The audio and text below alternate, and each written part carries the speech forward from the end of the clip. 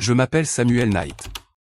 À 33 ans, je n'ai rien à mon nom, si ce n'est des mains calleuses, un petit appartement délabré en bordure d'une ville industrielle et un rêve qui n'a pas encore pris forme. Ouvrir mon propre garage de réparation automobile. Chaque jour, je me réveille à 5 heures du matin au son strident de mon réveil.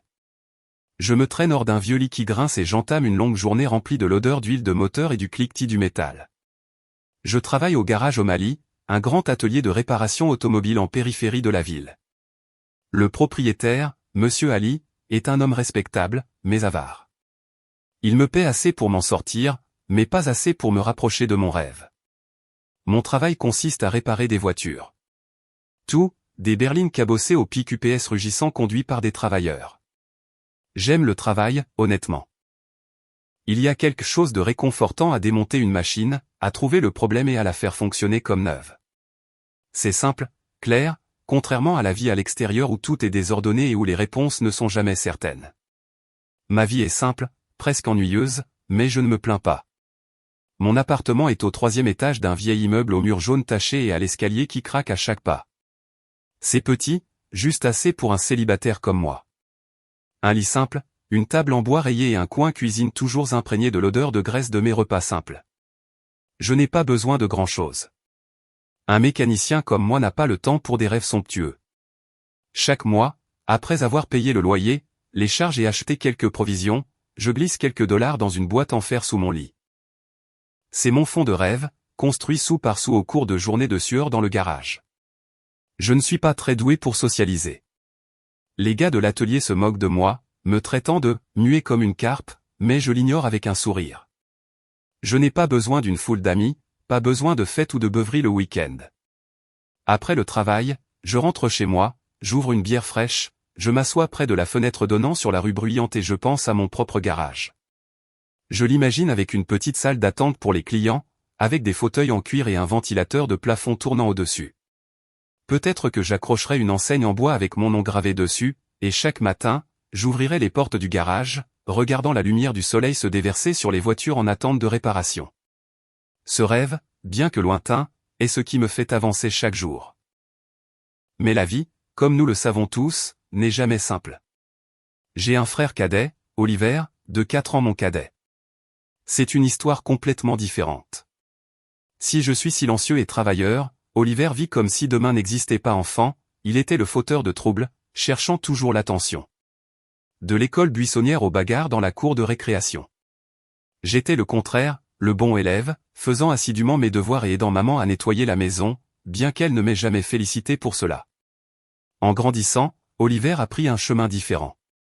Il est devenu agent immobilier, un travail qui semble glamour, mais qui est tout sauf stable.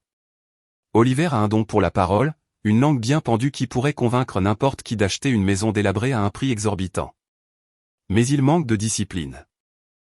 Tout l'argent qu'il gagne, il le dépense aussi vite en fêtes, en vêtements chers et en voyages somptueux dont je n'ai jamais compris le but. J'ai essayé de lui conseiller d'économiser, mais Oliver riait, me tapait sur l'épaule et disait « Sam, pourquoi t'inquiéter ? La vie est courte. Il faut en profiter. » Puis Oliver s'est marié. Elle s'appelait Abigail, une danseuse dans un bar. Je ne l'ai rencontrée qu'une seule fois, à leur mariage. Abigail était belle, avec des cheveux dorés et un sourire radieux, mais ses yeux trahissaient une agitation, comme si elle fuyait quelque chose. Je ne l'ai pas jugée, mais je savais que leur mariage ne serait pas facile. Oliver et Abigail vivaient comme deux tempêtes qui s'entrechoquent, bruyantes, chaotiques et peu disposées à céder. Ils se disputaient constamment, et très vite, j'ai entendu dire qu'Abigail s'était empêtrée dans l'alcool, la drogue et le jeu. Oliver n'était pas beaucoup mieux. Il a commencé à emprunter de l'argent, contractant des dettes que je savais qu'il ne rembourserait jamais. J'ai essayé de garder mes distances. Je ne voulais pas être entraîné dans le désordre d'Oliver. Mais il y a 3 ans, tout s'est effondré. Abigail est morte subitement. Un accident de voiture, ont-ils dit, mais j'ai entendu des rumeurs selon lesquelles c'était lié à la drogue. Elle a laissé derrière elle 2 jeunes enfants. Harry, un garçon de 4 ans aux grands yeux curieux, et Summer, une fillette d'1 an, minuscule comme un chaton. Je ne les avais rencontrés qu'aux funérailles d'Abigail. Ce jour-là, Harry se tenait silencieusement, serrant la main d'Oliver, tandis que Summer était dans les bras d'un parent éloigné, pleurant inconsolablement. Je pensais qu'Oliver changerait après la mort de sa femme. J'espérais qu'il se ressaisirait, qu'il deviendrait un bon père pour ses 2 enfants. Mais je me suis trompé. Oliver a sombré plus que jamais. Il buvait comme s'il essayait de noyer le monde, et ses dettes s'accumulaient comme une montagne. J'ai appelé, envoyé des SMS, essayé de le sortir de l'abîme, mais Oliver a juste craqué. Laisse-moi tranquille, samedi. Je peux gérer ça. Je savais qu'il ne le pouvait pas, mais je ne pouvais pas faire grand-chose. J'avais ma propre vie, mes propres rêves, et je ne pouvais pas porter le poids du monde sur mes épaules. Nos parents, qui auraient dû être notre soutien, ne se sont jamais souciés de nous. Ils vivent dans une petite ville à quelques heures de la ville. Mais la distance entre nous n'est pas seulement géographique. C'est le genre de personnes qui ne pensent qu'à elles-mêmes. Quand j'étais enfant, ils prenaient rarement de mes nouvelles. Ils sont rarement venus à mes matchs de football ou ne m'ont pas vu obtenir mon diplôme. Ils étaient encore plus froids avec Oliver. Quand Abigail est morte, j'ai appelé maman, espérant qu'elle viendrait aider Oliver avec les enfants. Mais elle a juste soupiré au téléphone.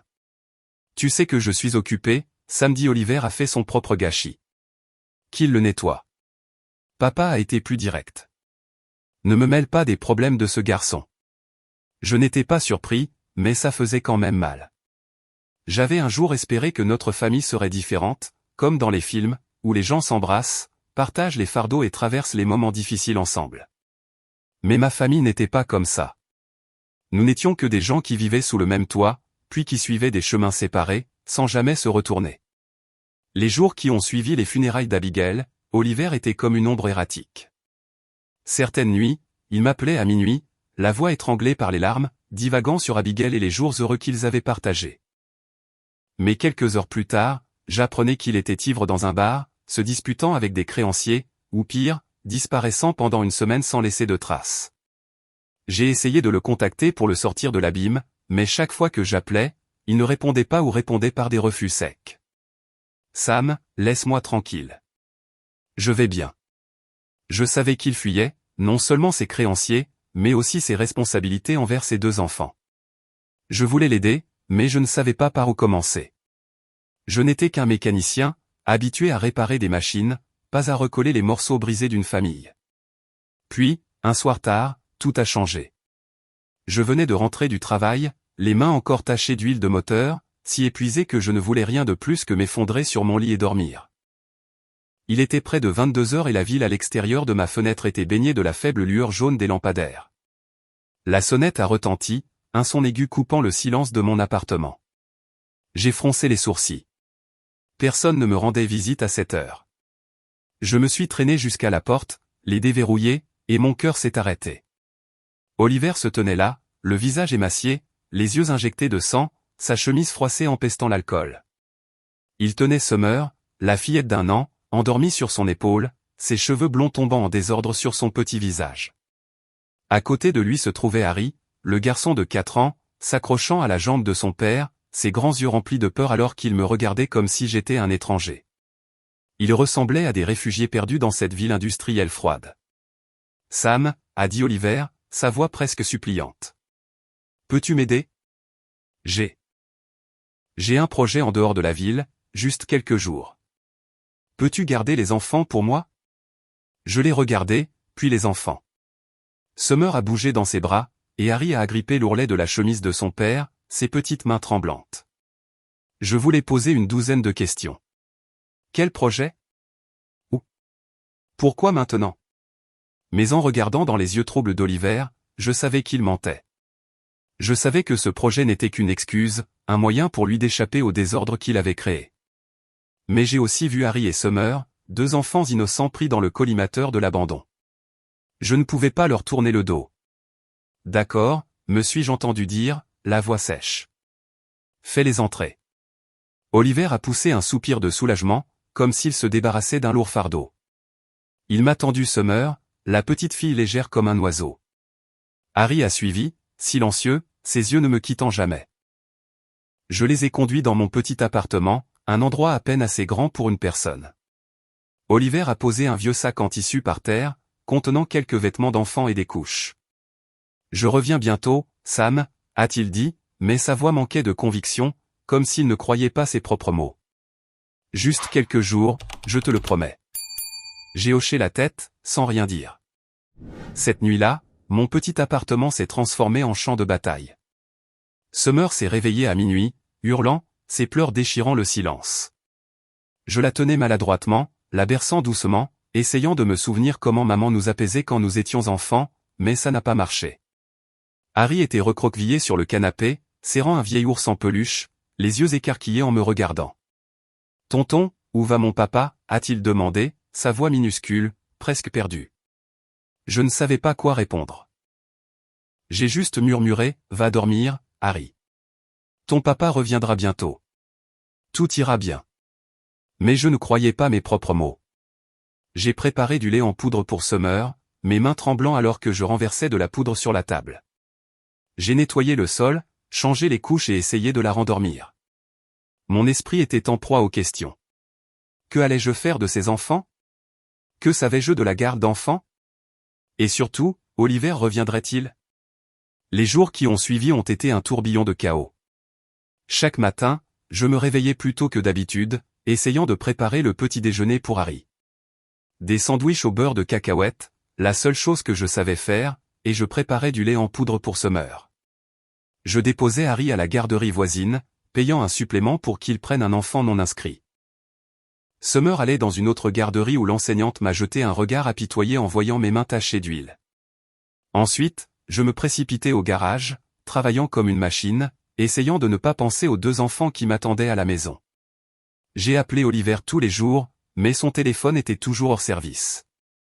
J'ai envoyé des SMS, laissé des messages vocaux, j'ai même essayé de le joindre sur les réseaux sociaux, mais je n'ai obtenu aucune réponse. Une semaine a passé, puis 2. Je n'arrêtais pas de jeter un coup d'œil à la porte, espérant contre tout espoir l'impossible. Que Oliver entrerait, me mettrait une main sur l'épaule et dirait « Je suis de retour. Merci pour tout ce que tu as fait pour les enfants. » Mais il n'y avait rien d'autre que le sifflement du vent à travers ma vieille fenêtre. La 3e semaine, j'ai commencé à comprendre. Oliver ne reviendrait pas. Sa promesse de « quelques jours » n'était qu'une excuse pour s'enfuir, me laissant ses 2 enfants, un fardeau que je n'étais jamais préparé à porter. Mon petit appartement, autrefois un havre de paix, était maintenant rempli de pleurs, de rires et de soucis sans nom. J'ai pensé à mon rêve d'ouvrir un garage, à l'argent économisé dans la boîte en fer sous mon lit. J'ai pensé aux jours de liberté où je n'avais qu'à m'inquiéter de moi-même. Et puis j'ai regardé les enfants, leurs visages innocents dépendant de moi, même si je n'étais pas sûr d'en avoir la force. Mon cœur était lourd, mais une chaleur s'y glissait aussi. Je n'avais pas choisi cette voie, mais elle m'avait choisi. Et à ce moment-là, j'ai su que je ne pouvais pas tourner le dos. Les jours passèrent et je vivais avec un faible espoir qu'Oliver reviendrait. Chaque matin, lorsque la sonnette retentissait, généralement le facteur ou un voisin empruntant quelque chose, mon cœur s'emballait, pensant que ce pourrait être mon frère, entrant avec un sourire penaud et des excuses. Chaque fois que mon téléphone vibrait, je le saisissais, espérant entendre la voix d'Oliver, disant qu'il avait terminé son projet et qu'il était prêt à reprendre ses enfants. Mais il n'y avait rien. Juste des factures, des spams et un silence froid de l'autre côté. Je l'appelais tous les jours, laissant de longs messages vocaux. « Oliver, où es-tu? Les enfants ont besoin de toi. Rappelle-moi. » Mais ces mots étaient comme des pierres jetées dans un vide, sans écho. J'ai essayé de contacter nos parents, espérant qu'ils pourraient m'aider à retrouver Oliver ou au moins partager une partie du fardeau de s'occuper des enfants. J'ai appelé maman, la voix tremblante, lui parlant de la disparition d'Oliver, des 2 enfants et de la façon dont je me débrouillais seul. Mais elle a juste soupiré au téléphone, sa voix plate comme si elle lisait un vieux journal. « Samuel, tu t'es attiré ces ennuis, alors débrouille-toi. Je suis vieille. Comment puis-je aider? » Papa a été encore plus direct. « C'est le problème d'Oliver. Ne me mêle pas à ça. » J'ai raccroché, serrant le téléphone si fort que mes articulations sont devenues blanches. Je n'étais pas surpris, mais leur froideur me piquait encore la poitrine. Je me suis demandé, existe-t-il une famille où les gens se tournent le dos comme ça? Dans mon petit appartement, j'ai commencé à apprendre à être un père sans personne pour me guider. Chaque matin, je me réveillais tôt, préparant maladroitement le lait en poudre pour Summer, les mains encore tachées d'huile de moteur du quart de travail de la veille. Je lisais les instructions sur la boîte de lait en poudre, mesurant chaque cuillère avec soin comme si j'assemblais un moteur de voiture. Une fois, j'ai renversé du lait sur la table, et à ce moment-là, j'ai voulu crier de frustration. Mais Summer m'a regardé, ses grands yeux ronds remplis d'une confiance innocente, et je me suis dit que je devais essayer. Harry était différent. Le garçon de 4 ans était plus silencieux que je ne l'aurais cru, mais chacune de ses questions était comme une énigme sans solution. Chaque soir, alors que je préparais un vieux matelas par terre pour qu'il dorme, Harry demandait « Où est papa ? Quand est-ce qu'il revient ?» Je ne savais pas quoi répondre. Je m'asseyais simplement à côté de lui ébouriffais les cheveux et disais des choses insignifiantes comme « Ton papa est très occupé, mais il reviendra bientôt. » Mais chaque fois que je le disais, j'avais l'impression de le trahir. Je savais qu'Oliver ne reviendrait pas, mais je n'avais pas le courage de dire la vérité. Au fil des jours, mon petit appartement est devenu un nouveau monde rempli de sons auxquels je n'étais pas habitué. Les pleurs de Summer au milieu de la nuit, le bruit des petits pieds d'Harry courant sur le plancher en bois. Les murmures du garçon alors qu'il jouait avec de vieux jouets que j'avais récupérés dans le tas de rebuts de l'immeuble. J'ai acheté un petit berceau pour Summer, le plaçant à côté de mon lit, et chaque nuit je me réveillais juste pour vérifier si elle respirait régulièrement. Je ne savais pas pourquoi je le faisais. Peut-être parce que j'avais peur. Peur de faire quelque chose de mal et de perdre ses enfants. J'allais toujours travailler au garage, mais chaque jour était une course contre la montre. Je partais à l'aube, déposais Harry à la garderie, Summer à une autre, puis je me précipitais à l'atelier. Là, je me plongeais dans les machines, essayant de me concentrer, mais mon esprit était toujours avec les enfants. Est-ce qu'Harry se faisait taquiner pour ses vieux vêtements? Est-ce que Summer pleurait quand je n'étais pas là?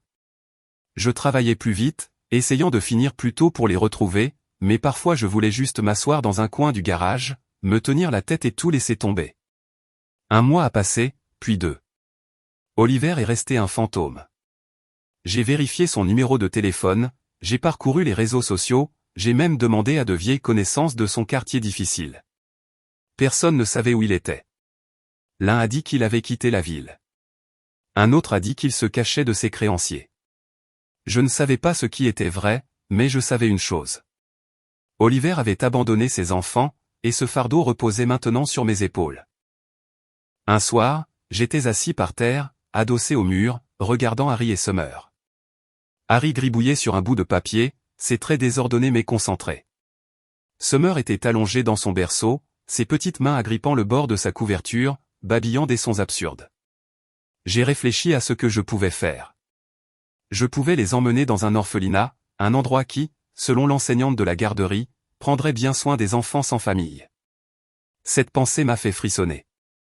J'ai imaginé Harry et Summer dans une pièce étrange, parmi d'autres enfants, sans que personne ne sache ce qu'ils aimaient, ce dont ils avaient peur ou ce dont ils rêvaient.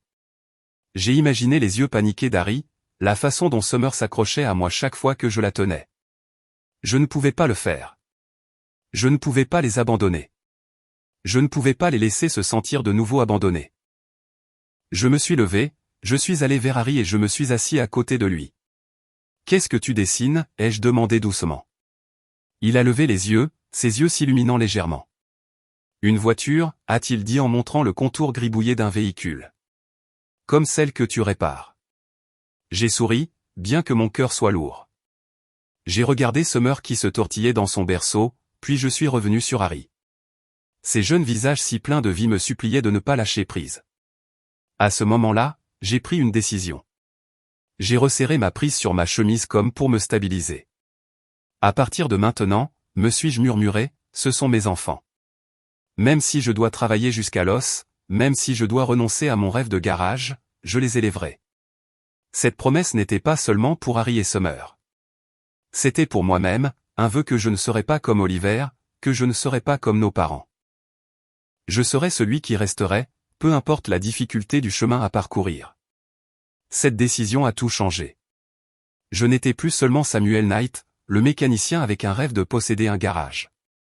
J'étais Samuel, le père réticent de 2 enfants, et ma vie tournait maintenant autour d'eux. Je ne savais pas si je pouvais le faire bien, mais je savais que j'essaierais.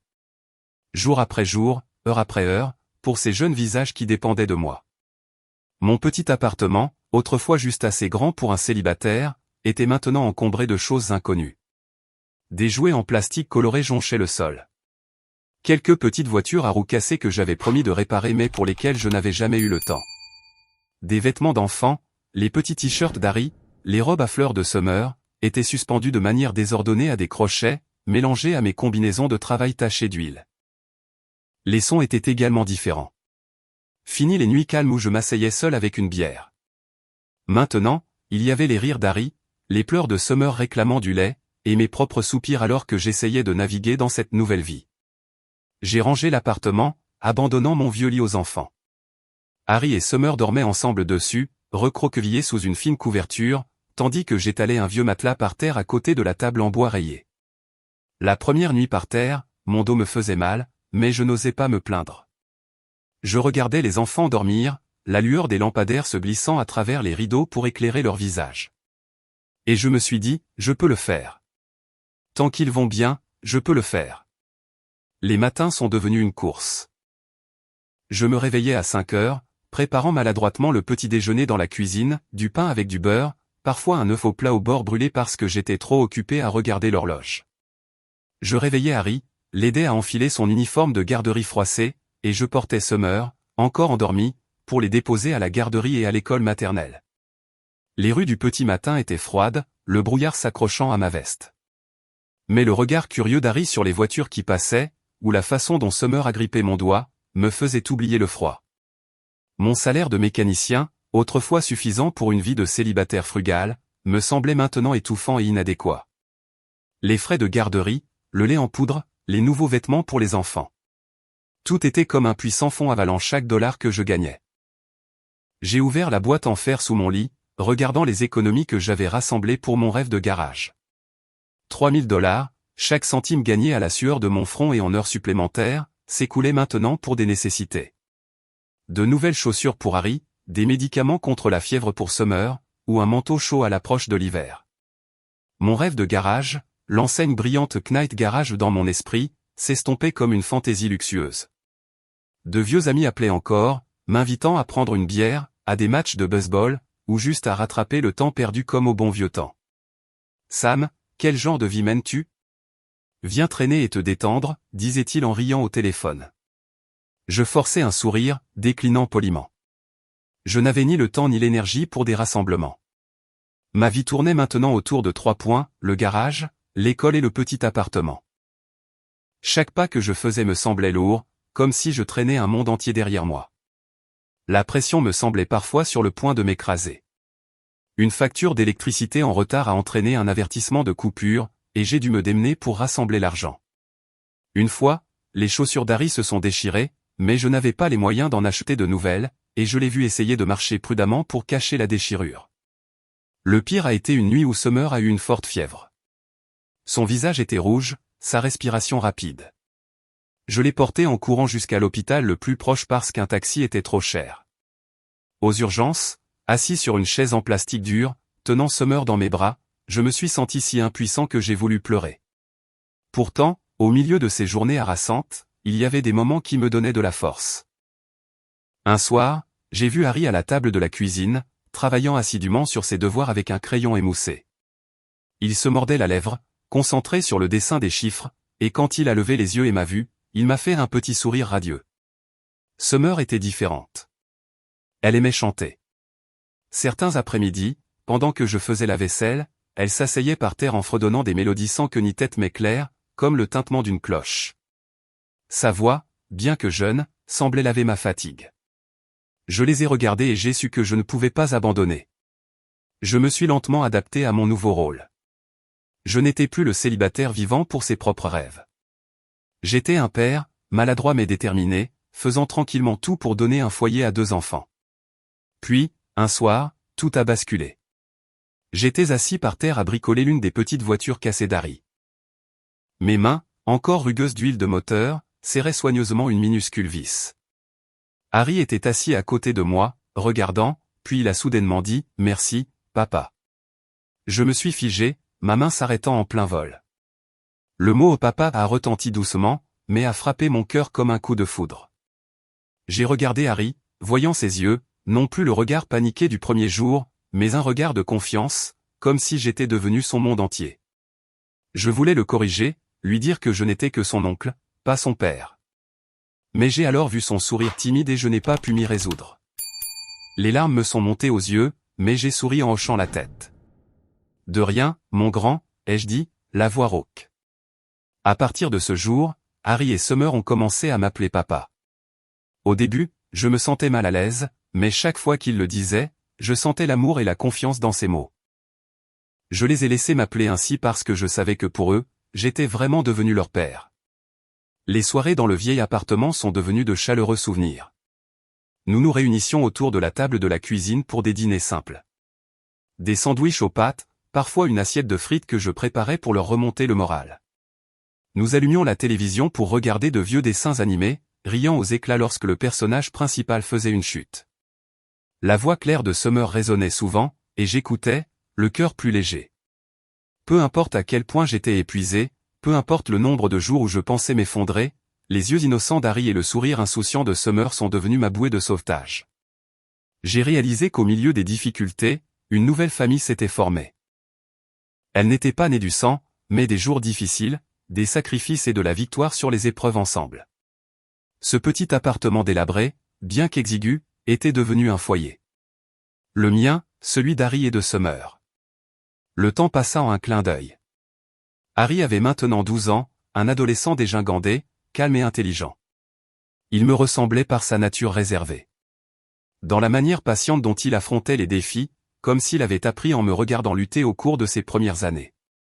Summer, la petite fille que je tenais autrefois dans mes bras, avait maintenant 9 ans. Avec des cheveux blonds chatoyants et des yeux brillants comme la lumière du soleil, elle était un tourbillon, apportant toujours de la vie à notre petit appartement. Et son don le plus spécial était sa voix, comme si elle était née pour chanter des mélodies douces et émouvantes.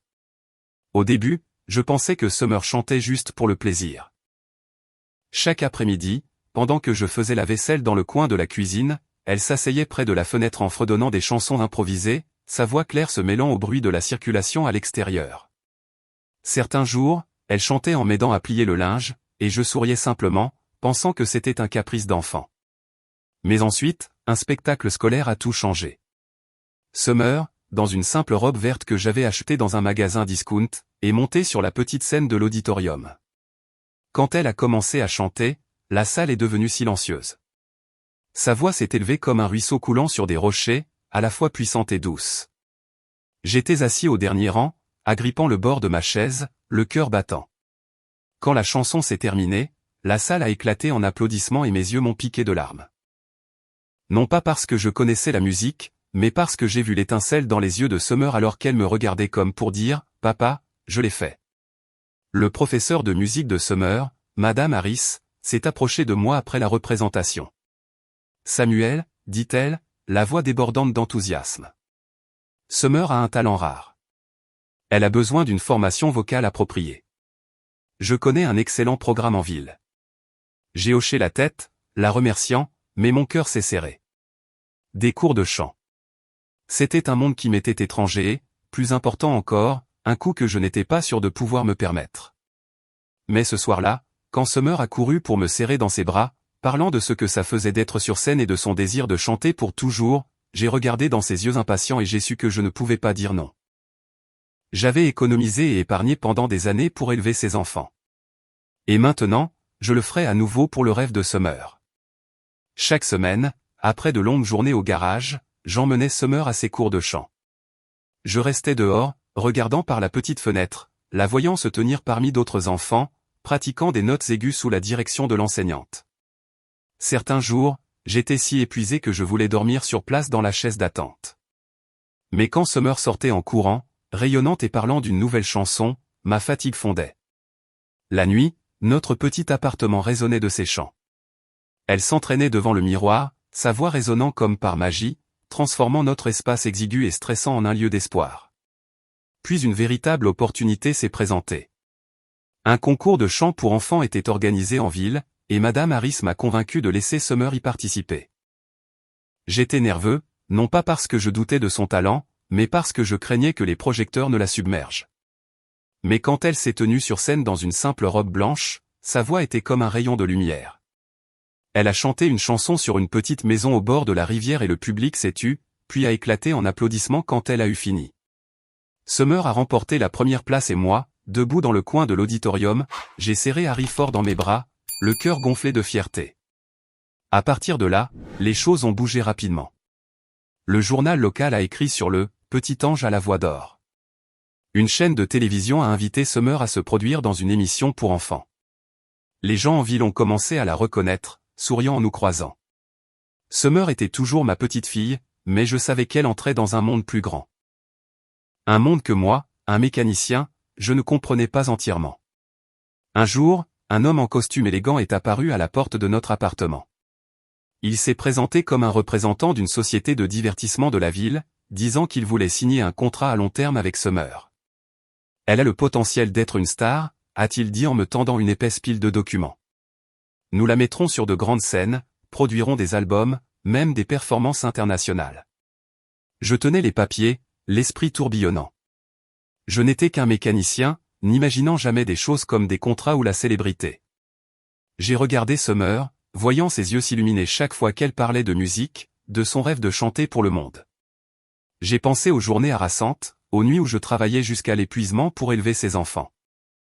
Si c'était le chemin de son bonheur, je me suis dit que je devais la soutenir. J'ai accepté de signer le contrat avec la société de divertissement. Par la suite, j'ai contacté un avocat, un vieil ami de Monsieur Ali, pour examiner les termes. Il m'a conseillé d'ouvrir un compte Cougan où 15% des revenus de Summer seraient bloqués jusqu'à ses 18 ans. Intouchable par quiconque, même ses parents biologiques. Pour protéger son avenir.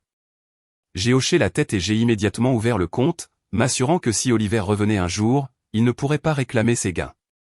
Les premières performances de Summer ont rapporté des revenus inattendus, cachets, dont du public et une bourse d'études artistiques. C'était comme un rêve. J'ai utilisé une petite partie pour améliorer nos vies. Un nouveau lit pour Harry et Summer. Une réparation pour le vieux poêle à gaz et une nouvelle paire de chaussures pour Harry pour qu'il n'ait pas honte à l'école. Le reste, je l'ai économisé, en pensant à l'avenir des enfants. Notre petit appartement résonnait maintenant de musique, de rire et de nouveaux rêves. Pour la première fois depuis des années, j'ai ressenti de l'espoir. Non pas pour mon rêve de garage, mais pour un avenir brillant pour Harry et Summer.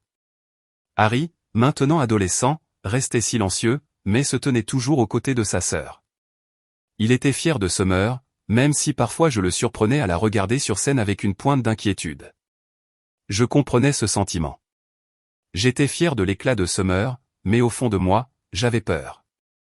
Son projecteur attirait l'attention de l'extérieur. Des étrangers avec de douces promesses et pire, des yeux avides. Je ne m'attendais pas à ce que parmi eux se trouve Oliver, leur père biologique, qui avait disparu pendant près d'une décennie, revenant maintenant tranquillement avec des calculs que je n'étais pas préparé à affronter. Un après-midi tardif, je suis sorti du garage, les mains encore lourdes de l'odeur d'huile de moteur, le dos endolori par une longue journée penchée sur des moteurs. Le soleil s'était couché, laissant le ciel de la ville industrielle d'un gris trouble, et tout ce que je voulais, c'était retourner à l'appartement, partager un simple dîner avec Harry et Summer, l'écouter parler de son cours de musique, ou rire avec Harry de l'école. Mais en tournant dans la rue menant à mon immeuble, je me suis figé. Une voiture élégante, du genre que je n'avais vu que dans les publicités, était garée devant. La portière s'est ouverte et un homme que je reconnaissais à peine est sorti. Oliver, mon frère. Après près d'une décennie sans un mot, il se tenait là, habillé comme un homme d'affaires prospère.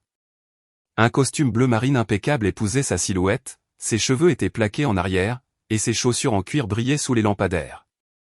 À côté de lui se tenait un homme en costume noir impeccable, tenant une mallette, son visage froid comme une statue. Je suis resté figé, l'esprit tourbillonnant. Oliver, l'homme qui avait abandonné ses enfants, que j'avais appelé, à qui j'avais envoyé des SMS et que j'avais cherché sans une seule réponse, se tenait maintenant devant moi comme s'il n'avait jamais disparu. « Sam » a dit Oliver, sa voix douce mais tendue. Il s'est avancé, affichant un sourire que je savais faux. « Frère, merci d'avoir pris soin des enfants pendant tout ce temps. Je suis de retour maintenant. Je veux les ramener à la maison. » Ces mots m'ont frappé comme un couteau à la poitrine. Je suis resté abasourdi, le regardant dans les yeux, cherchant une trace du frère que j'avais connu autrefois. Mais son regard était froid, calculateur, comme un loup évaluant sa proie. J'ai jeté un coup d'œil à Harry et Summer, que je venais de récupérer de l'école, maintenant debout tout près. Harry tenait la main de sa sœur, ses yeux vifs et méfiants, tandis que Summer se serrait contre moi, sa petite main agrippant ma chemise comme si elle avait peur d'être arrachée. Les ramener à la maison, ai-je répété, ma voix luttant pour rester calme alors que mon sang bouillait. Tu parles comme si tu n'étais parti que quelques jours. Oliver, où étais-tu pendant 8 ans? Quand Harry avait de la fièvre toute la nuit? Quand Summer pleurait pour du lait et que je ne savais pas quoi faire? Quand je me suis tué au travail pour les élever jour après jour? Où étais-tu? Réponds-moi. Oliver a évité mon regard, regardant ses chaussures cirées. Sam, n'en fais pas toute une histoire, dit-il froidement. Je suis stable maintenant. Je me suis remarié. Ma nouvelle femme peut s'occuper des enfants, surtout de Summer. Tu sais qu'elle a un talent musical. Je veux l'aider à grandir, à gérer sa carrière. Je suis resté sans voix. Chaque mot était comme une aiguille poignardant mon cœur. Oliver n'était pas revenu par amour paternel. Il était de retour pour les projecteurs de Summer, pour les articles louant le « petit ange à la voix d'or », pour les contrats lucratifs que la société de divertissement nous proposait. Il ne voyait pas Harry et Summer comme ses enfants, mais comme une opportunité, un moyen de gagner de l'argent pour compenser les années qu'il avait gaspillées dans l'alcool et les dettes. L'homme en costume s'est avancé, me tendant un épais dossier. « Monsieur Samuel Knight, dit-il, sa voix neutre comme s'il lisait un script. Voici une requête en garde déposée par M. Oliver Knight. Elle stipule que vous avez gardé les enfants illégalement, empêchant leur père biologique d'avoir des contacts.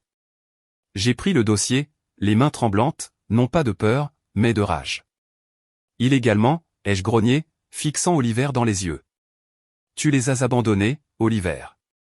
Tu as laissé 2 enfants avec moi, pas un mot, pas un appel. Je les ai élevés, j'ai payé leurs frais de scolarité, je les ai tenus dans mes bras quand ils pleuraient pour toi. Et maintenant, tu oses dire que je les garde illégalement. Oliver n'a pas répondu. Il se tenait là, les yeux détournés, les mains dans les poches comme pour cacher son malaise. L'avocat est intervenu, sa voix toujours froide. Monsieur Knight, nous ne faisons que suivre la loi. Monsieur Oliver est leur père biologique, et il a des droits. Des droits, les yeux coupés, ma voix plus forte que je ne l'aurais voulu. Quel droit a-t-il quand il n'a jamais rempli les responsabilités d'un père? Que sait-il d'Harry, de Summer? Sait-il ce qu'ils aiment, ce dont ils ont peur, ce dont ils rêvent? L'air à l'extérieur de l'immeuble est devenu tendu comme une corde sur le point de se rompre. Harry, debout à côté de moi, s'est soudainement avancé, petit mais résolu, protégeant Summer comme un protecteur. Je ne vais pas avec lui, dit-il, la voix tremblante mais ferme. Je reste avec papa. Summer, les yeux remplis de larmes, s'est rapproché de moi, sa petite main agrippant plus fort. Je ne veux pas y aller, a-t-elle chuchoté, la voix brisée. Je veux rester avec papa. Entendre les enfants m'appeler papa m'a serré la poitrine. J'ai agrippé leurs épaules, les rapprochant de moi comme pour les protéger du monde. Oliver a regardé, le sourire forcé s'effaçant de son visage. Sam, dit-il, sa voix baissant, presque suppliante. Ne rends pas les choses difficiles. Ce sont mes enfants. Tu n'es que leur oncle. Seulement leur oncle, ai-je répété, ma voix tremblant de colère et de douleur. Je suis avec eux depuis 8 ans. Je suis resté éveillé la nuit quand ils étaient malades, je les ai emmenés à l'école, j'ai essuyé leurs larmes quand tu leur manquais. Et toi? Tu n'es qu'un nom sur leurs actes de naissance. L'avocat s'est raclé la gorge, essayant de reprendre le contrôle. Monsieur Samuel, nous pouvons résoudre cela au tribunal, mais je vous conseille de coopérer. Monsieur Oliver a des droits légaux. Arrêtez. J'ai interrompu, fixant Oliver. Tu veux traîner ces enfants au tribunal? Tu veux les faire choisir entre toi et moi après tout ce que tu as fait? Oliver n'a pas répondu. Il a regardé Harry et Summer, mais ses yeux ne contenaient aucun amour, seulement du calcul. Je savais qu'il n'était pas revenu pour être un père. Il est venu pour la voix de Summer, pour l'argent que son talent rapportait. Les retrouvailles dont j'avais un jour rêvé, à l'époque où j'espérais qu'Oliver reviendrait à la raison, s'étaient transformées en une confrontation enflammée devant mon appartement délabré. J'ai resserré ma prise sur Harry et Summer, sentant leur chaleur. Tu veux les prendre, Oliver, dis-je, la voix lente mais résolue. Tu devras d'abord me passer sur le corps. Je me battrai jusqu'au bout pour les garder. Oliver a croisé mon regard, ses yeux vacillants, mais il n'a rien dit de plus. L'avocat a tiré sur son bras, lui chuchotant quelque chose, et ils sont retournés vers la voiture élégante. Alors que la portière claquait et que le moteur rugissait, s'estompant dans l'obscurité, je suis resté là, tenant les enfants fermement, le cœur lourd, mais résolu. Oliver n'abandonnerait pas facilement, et je savais que cette bataille n'était pas terminée. Les jours qui ont suivi ont été d'une tension suffocante. Les documents juridiques que l'avocat d'Oliver m'avait remis étaient posés sur la table de la cuisine, lourds comme une pierre me pressant la poitrine. Je les ai ouverts, lisant les mots froids. Samuel Knight a gardé illégalement les enfants, empêchant leur père biologique d'y avoir accès. Chaque mot était comme un couteau tranchant les années de sacrifice que j'avais données. J'étais dévasté, non pas parce que je craignais de perdre le procès, mais à l'idée que je pourrais perdre Harry et Summer, les deux enfants qui étaient devenus mon monde entier. Un soir, après avoir déposé les enfants à la maison, je me suis rendu au garage, le seul endroit où je pouvais réfléchir clairement. Je me suis assis dans un coin de l'atelier, sous les lumières fluorescentes froides, mes mains rugueuses tremblant en tenant les documents. Je savais qu'Oliver ne méritait pas d'être un père. Il les avait abandonnés sans se retourner. Mais la loi ne se souciait pas des nuits où j'essuyais les larmes d'Harry ou portais Summer à l'hôpital. La loi voyait Oliver comme leur père biologique, et cela, aux yeux du tribunal, lui donnait un avantage que je n'avais pas. Si je ne me préparais pas, si je ne rassemblais pas de preuves, je pourrais tout perdre. J'ai commencé à agir, bien que mes mains tremblent encore et que mon esprit soit en désordre. J'ai fouillé dans mon vieux téléphone, trouvant des messages datant d'il y a 8 ans, lorsque j'avais essayé de contacter Oliver après qu'il ait laissé les enfants. Mes textos désespérés étaient toujours là, sans réponse. Oliver, où es-tu? Rappelle-moi, s'il te plaît. Harry te réclame. J'ai sauvegardé chaque message, chaque email, chaque preuve montrant qu'il avait disparu de la vie de ses enfants. J'ai frappé à la porte de Monsieur Henry, le veuf du dessous, qui était toujours assis près de sa fenêtre à regarder la rue. Il savait tout ce qui se passait dans le quartier. Quand je lui ai parlé d'Oliver, il a hoché la tête, les yeux se plissant. Je n'ai jamais revu ce type, Samuel, a-t-il dit, la voix rauque. Tu es le seul que j'ai vu aller chercher et déposer ses enfants jour après jour. Si tu as besoin de moi, je témoignerai pour toi. Ces paroles étaient comme un rayon de lumière dans une tempête, et je les remerciais, bien que mon cœur soit resté lourd. Je suis allé à l'ancienne école maternelle d'Harry et Summer, rencontrant leur enseignante.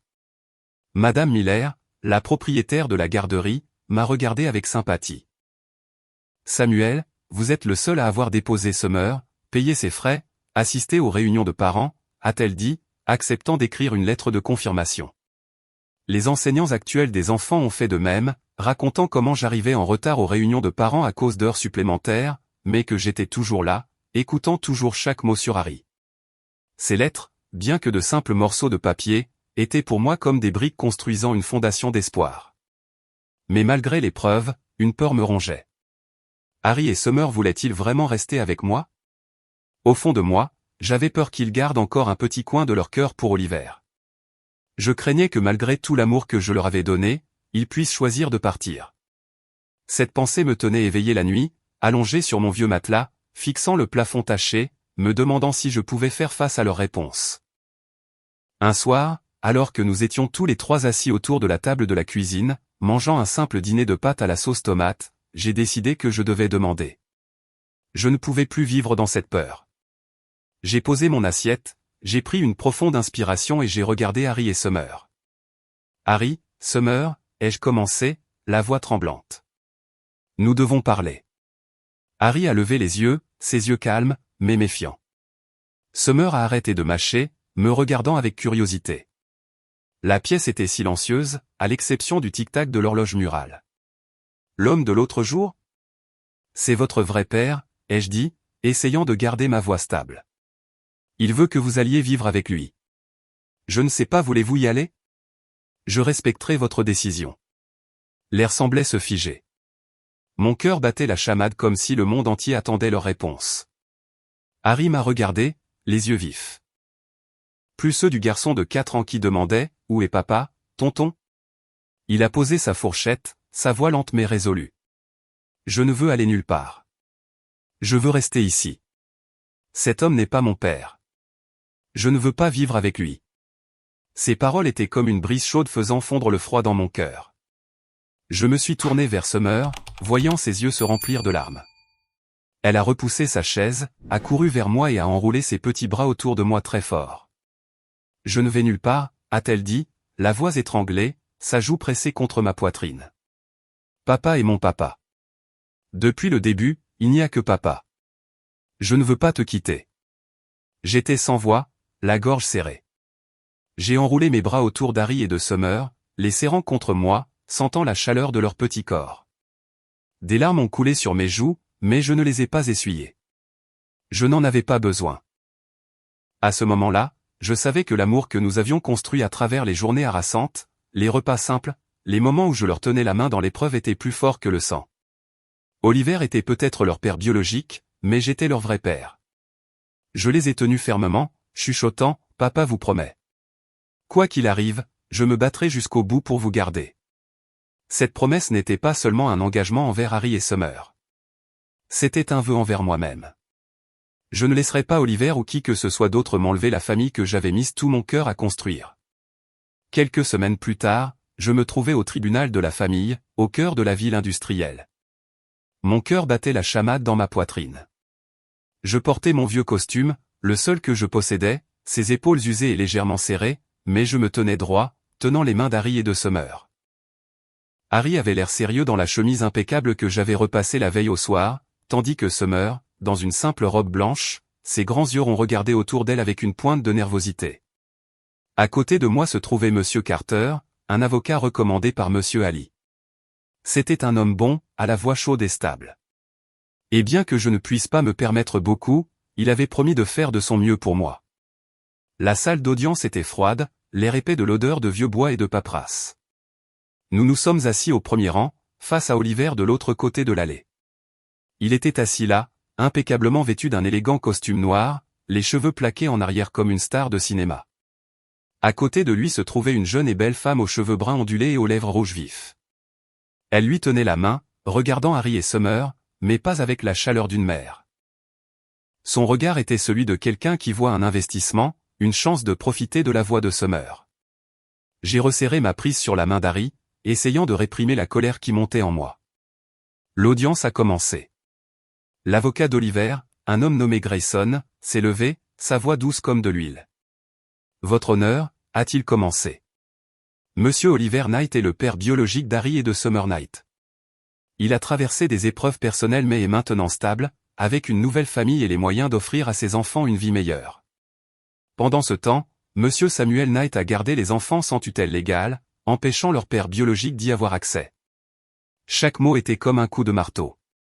J'ai voulu me lever, crier qu'Oliver les avait abandonnés, qu'il ne s'en était pas soucié pendant 8 ans.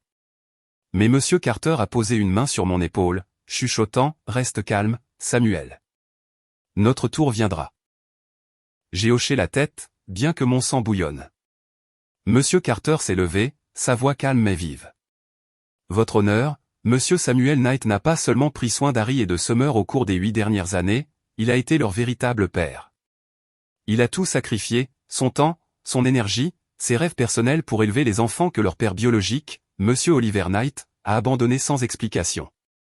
Nous avons des preuves prouvant que Monsieur Oliver n'a eu aucun contact ni n'a apporté de soutien pendant cette période. J'ai été appelé à la barre. Debout devant le juge, sous le regard de la salle d'audience, ma gorge était sèche. J'ai pris une profonde inspiration et j'ai commencé. Ma voix était rauque mais stable. Il y a 8 ans, mon frère Oliver a laissé Harry et Summer à ma porte, en disant qu'il serait parti quelques jours. Il n'est jamais revenu. Je les ai élevés, je les ai emmenés à l'école, j'ai payé leurs frais avec mon salaire de mécanicien. Je leur ai donné tout ce dont ils avaient besoin. Je ne suis pas leur père biologique, mais j'ai tout fait pour leur donner un foyer. J'ai regardé Harry et Summer, voyant leurs yeux fixés sur moi, et j'ai su que je devais continuer. Je ne suis pas parfait, mais je les aime. Ce sont mes enfants. La salle d'audience est tombée dans le silence. Je suis retourné à ma place, les mains tremblantes, mais le cœur plus léger. J'avais dit la vérité, et c'était tout ce que j'avais. Puis, quelque chose d'inattendu s'est produit. Summer a levé la main, demandant à parler. Le juge, un homme plus âgé, à l'expression sévère mais pas méchante, a hoché la tête. Summer s'est avancé, ses petites mains agrippant l'ourlet de sa robe, sa voix tremblante mais claire. Je ne veux aller nulle part. Je veux rester avec papa Samuel. Je chante parce que ça me rend heureuse. Parce que je veux rendre papa fier. Elle a regardé Oliver, les yeux remplis de larmes, mais résolue. Cet homme n'est pas mon papa. Papa Samuel est mon papa, celui qui a toujours été là depuis que je suis petite. La salle s'est tue comme si tout le monde retenait son souffle. J'ai senti des larmes chaudes me monter aux yeux, mais je les ai refoulées. Harry a demandé à parler ensuite. Il se tenait droit et stable pour son âge, la voix calme. Je ne me souviens de rien du père nommé Oliver. Je ne connais que papa Samuel, celui qui m'a élevé. Il m'a appris, m'a protégé. Je veux rester avec papa. Leurs paroles étaient comme un vent puissant balayant les arguments d'Oliver. J'ai vu Oliver bouger mal à l'aise sur son siège, les yeux vacillants. Soudain, il s'est levé en criant « Ce sont mes enfants. J'ai le droit de les élever. Samuel n'est qu'un mécanicien. Comment peut-il leur donner un bon avenir? J'ai de l'argent, des relations. Je peux emmener Summer au sommet. » Le juge a frappé son marteau, la voix sévère. Ordre. Il s'est tourné vers Oliver, son regard perçant. Monsieur Knight, où étiez-vous au cours des 8 dernières années? Avez-vous des preuves montrant que vous avez tenté de contacter ou de soutenir vos enfants? Oliver s'est tu, la sueur perlant sur son front. Il a balbutié, cherchant une réponse, mais n'avait rien d'autre que des évasions. Sa nouvelle femme, assise à côté de lui, a détourné le regard, comme pour se distancier de son échec. Monsieur Carter s'est levé, présentant les preuves que j'avais minutieusement rassemblées. Votre honneur, voici des relevés bancaires montrant que monsieur Samuel Knight a couvert toutes les dépenses d'Harry et de Summer pendant 8 ans. Des frais de scolarité aux vêtements en passant par les médicaments. Voici des lettres de voisins et d'enseignants confirmant que monsieur Oliver Knight n'est jamais apparu ni n'a contacté les enfants. Pendant ce temps, monsieur Samuel a assisté à chaque réunion de parents, les a récupérés tous les jours et a construit un véritable foyer pour eux. La salle d'audience crépitait de tension. Tous les yeux se sont tournés vers le juge. Il a feuilleté les documents, les sourcils froncés, puis a levé les yeux, sa voix sévère mais claire. Le tribunal prendra une décision après avoir examiné l'intérêt supérieur des enfants. Cette audience est ajournée. J'ai tenu les mains d'Harry et de Summer en sortant de la salle d'audience, le cœur lourd, mais plus effrayé. Les paroles des enfants, les preuves que j'avais apportées et l'amour que nous avions construit étaient comme un feu me réchauffant à travers la tempête. Je ne savais pas quel serait le verdict, mais je savais que j'avais fait tout ce que je pouvais. Et quand Summer a levé les yeux, me souriant, et qu'Harry m'a serré la main, j'ai senti que j'avais déjà gagné, peu importe ce que le tribunal dirait. Les jours d'attente du verdict s'étirèrent comme un siècle. Je continuais d'emmener Harry et Summer à l'école, de travailler au garage et d'écouter Summer chanter dans notre petit appartement chaque soir. Mais chaque nuit, après que les enfants se soient endormis, je m'asseyais par terre, fixant les documents juridiques. Mon cœur était inquiet. Je ne pouvais pas imaginer la vie sans Harry et Summer. Ce n'étaient pas seulement des enfants que j'avais élevés. C'était ma famille. La raison pour laquelle je me levais chaque matin, le feu qui me faisait avancer même quand je voulais m'effondrer. Puis le jour du verdict est arrivé. Je me tenais devant le palais de justice, toujours dans mon vieux costume aux épaules usées, tenant les mains d'Harry et de Summer. La salle d'audience était plus bondée aujourd'hui, l'air tendu comme une corde sur le point de se rompre. Oliver était assis en face de nous, toujours impeccable dans son élégant costume noir, mais ses yeux manquaient de la confiance qu'ils avaient autrefois. Sa nouvelle femme était assise à côté de lui, ses lèvres rouges fortement pincées, son regard froid. Le juge, monsieur Harrison, est entré, le visage sévère mais pas dur. Il a feuilleté les documents, a inspecté la salle et a parlé d'une voix profonde et résonnante. Après avoir examiné toutes les preuves et entendu les témoignages, a-t-il commencé. Le tribunal statue comme suit. La tutelle légale d'Harry et de Summer Knight est accordée à monsieur Samuel Knight. Je suis resté figé comme si je ne pouvais pas croire mes oreilles. Le marteau a frappé, mais je n'ai rien entendu d'autre que ces mots résonnant dans mon esprit. Le juge a poursuivi, sa voix lente mais claire. L'intérêt supérieur des enfants ne réside pas dans les liens du sang sur le papier, mais là où ils sont vraiment aimés, soignés et protégés. Monsieur Samuel Knight s'est avéré être le véritable père de ses enfants, non seulement par ses actions, mais par son amour et son sacrifice inébranlable au cours des 8 dernières années. Je me suis retourné pour regarder Oliver. Il était pâle, la tête baissée, les mains crispées sur la table. Sa nouvelle femme s'est levée brusquement, ses talons au claquant bruyamment alors qu'elle se dépêchait de sortir de la salle d'audience comme si elle était pressée d'échapper à son échec. Tous les calculs d'Oliver, ses rêves d'argent et de gloire grâce à la voix de Summer se sont effondrés à ce moment-là. Je n'ai pas ressenti de triomphe, seulement une tristesse silencieuse. J'avais un jour espéré qu'il changerait, qu'il deviendrait le père qu'Harry et Summer méritaient, mais maintenant je savais que cela n'arriverait jamais. Je me suis retourné et avant que je ne puisse le réaliser, Harry et Summer ont couru vers moi, se jetant dans mes bras. Summer sanglotait, son petit visage pressé contre ma poitrine, tandis qu'Harry, essayant de rester calme, s'est étouffé. Nous sommes une famille pour toujours, n'est-ce pas, papa, a chuchoté Summer, ses yeux remplis de larmes scintillant de confiance. Harry a hoché la tête, me serrant la main, et j'ai senti mon cœur prêt à éclater. Je suis tombé à genoux sur le sol de la salle d'audience, les serrant tous les deux dans une étreinte serrée. Des larmes ont coulé sur mon visage. Je ne pleurais pas parce que j'avais gagné le procès, mais parce que je pouvais tenir ma promesse de protéger Harry et Summer de toute ma vie. Nous sommes restés là, tous les trois, au milieu des regards des avocats, des greffiers et des étrangers. Mais pour moi, seuls nous existions, ma famille. De retour dans notre petit appartement ce soir-là, j'ai commandé une pizza, un luxe rare que je m'autorisais rarement. Nous nous sommes assis par terre, entourés de jouets éparpillés et de vêtements d'enfants. La radio jouait une vieille chanson et Summer fredonnait, sa voix s'élevant dans la pièce. Harry, habituellement silencieux, racontait avec enthousiasme un match de football à l'école, ses yeux s'illuminant en décrivant son but. J'étais assis là à les regarder, et pour la première fois depuis des mois, notre appartement délabré semblait plus chaleureux que jamais. Ce n'était pas seulement un abri. C'était notre foyer, où nous avions traversé les jours les plus difficiles ensemble. J'ai regardé Summer, ses cheveux blonds brillant sous la lumière alors qu'elle chantait. J'ai regardé Harry rire en racontant son histoire.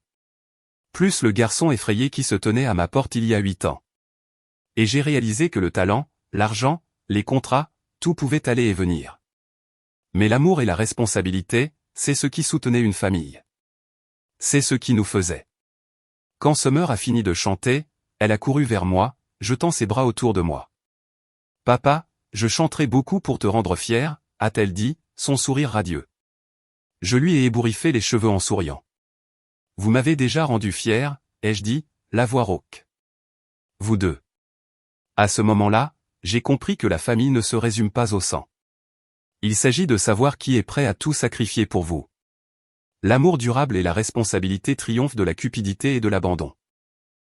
Et un vrai père n'est pas forcément celui qui vous a mis au monde, mais celui qui reste, vous tient la main et vous accompagne à travers les tempêtes de la vie. C'est ce que j'avais fait, et je continuerai à le faire pour Harry, pour Summer et pour le petit foyer que nous appelions le nôtre.